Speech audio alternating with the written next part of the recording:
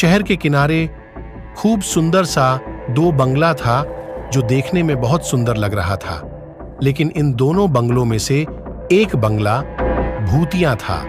लेकिन इन दोनों में से कौन सा बंगला भूतिया है, ये किसी को नहीं पता था। इसलिए यहाँ के लोग इस बंगले से बहुत दूर रहते थे। लेकिन जो बंगले का मालिक था वह इस चीज से बहुत निराश था। वह यह नहीं पता लगा पाया था कि इन दोनों में से कौन सा बंगला भूतिया है। कुछ समय बाद उसके दिमाग में एक आइडिया आया। उसने पूरे शहर में घोषणा कर दिया कि जो भी इस बंगले में एक रात गुजारेगा उसे 1 मिलियन रुपये मिलेंगे। यह सूचना सुनते ही वहां के 2 दोस्त केबिन और ब्रायन आपस में यह फैसला लेते हैं कि हम दोनों बंगले में एक रात गुजारेंगे और 1 मिलियन रुपये लेंगे। अब ये दोनों रात होते ही उस बंगले में पहुंच गए और ये दोनों उस बंगले पर एक नजर डाले और इन दोनों को जल्दी ही पता चल गया कि किस बंगले में भूत है।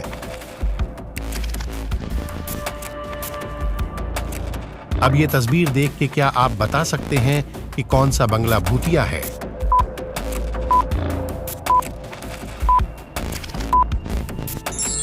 आप देखेंगे तो दोनों बंगलों के सामने किसी के चलते हुए पैर के निशान हैं, लेकिन दूसरे बंगले के सामने वाले पैर के निशानों में से एक उल्टा है। इसका मतलब दूसरा बंगला भूतिया है। एक दिन मेहुल अपनी जैकेट, टोपी और रबर का जूता पहन के जंगल में घूम रहा था। तभी घूमते घूमते उसकी नजर जंगल में एक पुराने महल पे पड़ी जो देखने में बहुत पुरानी थी। अब मेहुल उस महल के अंदर गया और चारों तरफ देखने लगा। तभी उसने देखा वहां 3 दरवाजे हैं, जिसका पहला दरवाजा उच्च तापमान वाला है और दूसरा गहरा कुआं था और तीसरा हाई पावर वाला बिजली। यह देख के क्या आप तय कर सकते हैं कि मेहुल को अंदर जाने के लिए कौन से दरवाजे से अंदर जाना चाहिए, पहले या दूसरे या तीसरे दरवाजे से? आपने देखा है मेहुल ने रबर के जूते पहन रखे हैं, जो कि रबर में बिजली का प्रवाह नहीं होता है, इसलिए मेहुल तीसरे दरवाजे से अंदर जाएगा।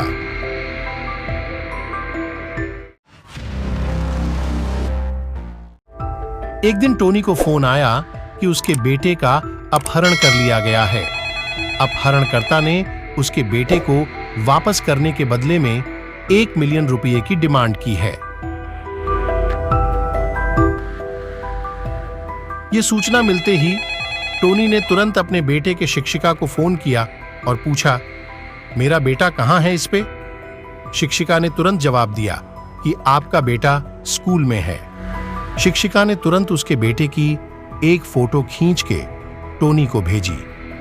टोनी को अपने बेटे का फोटो देख के थोड़ा सा आराम आया, लेकिन कुछ समय बाद फिर फोन आया कि आपके बेटे का किसी ने अपहरण कर लिया है। टोनी ने तुरंत मेहुल को फोन किया और अपने बेटे के अपहरण की सूचना दी और फोटो भी भेज दिया।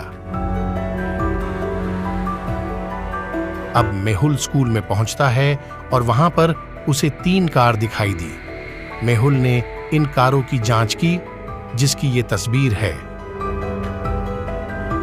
इन तीनों कारों की फोटो देखते हुए क्या आप अनुमान लगा सकते हैं कि अपहरण के लिए कौन सी कार का उपयोग किया गया है?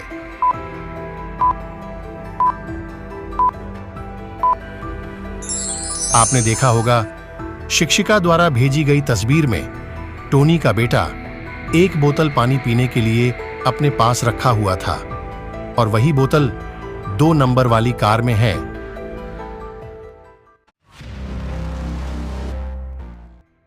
एक दिन स्टेला अपनी बेटी के साथ अपने घर के बगल वाले पार्क में खेल रही थी। तभी उसको एक अनजान नंबर से फोन आया और व्यस्त हो गया। तभी अचानक से पीछे से कोई नकाबपोश एक आदमी आया और स्टेला के बेटी को उठा के भागा। तभी स्टेला ने पीछे मुड़ के देखा तो वो गायब हो चुका था। स्टेला ने अपहरणकर्ता को सिर्फ एक झलक देखी थी।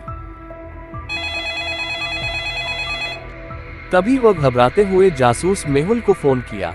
और घटना के बारे में जानकारी दी। मेहुल तुरंत घटना वाली जगह पे पहुंचा और स्टेला से सारी जानकारी ली।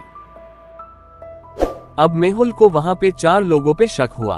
अब इन चारों को स्टेला को दिखाया और पूछा क्या इनमें से कोई है जिसे आपने वहां देखा था।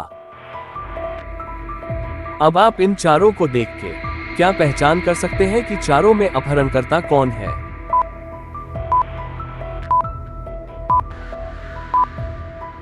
इन चारों में जो तीसरा आदमी है उसने अपहरण की है, क्योंकि इसके गले पे जन्मजात निशान है जो मुखौटा पहनने के बाद भी दिखाई दे रहा था।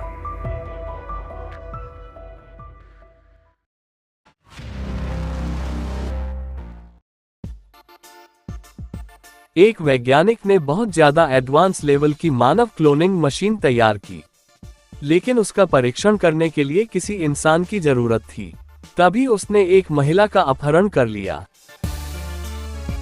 इस वैज्ञानिक ने उस महिला को अपने प्रयोगशाला में ले आया और एक्सपेरिमेंट करने के लिए उस महिला को इस मशीन में डाल दिया। फिर वैज्ञानिक ने इस महिला के लड़के को कॉल किया और बोला, अगर तुम्हें अपनी माँ को देखना है तो हमारे प्रयोगशाला में आ जाओ। तुम्हारी माँ मेरे पास है, तुम जितना जल्दी हो सके उतना जल्दी आ जाओ। फिर इस लड़के ने वैज्ञानिक से बोला, कृपया आप मेरी माँ को कुछ मत करना, मैं आ जाऊंगा, उसे मारना मत, आपको जो चाहिए मैं आपको दूंगा। वो अब उसके प्रयोगशाला में पहुंचा तो उसने देखा कि उसकी माँ की तरह वहां 4 महिला थी। ऐसा इस वैज्ञानिक ने बनाया हुआ था। अब वो कंफ्यूज हो गया कि इसमें मेरी माँ कौन है। ये तस्वीर देख के क्या आप अंदाजा लगा सकते हैं कि इस लड़के की माँ कौन है?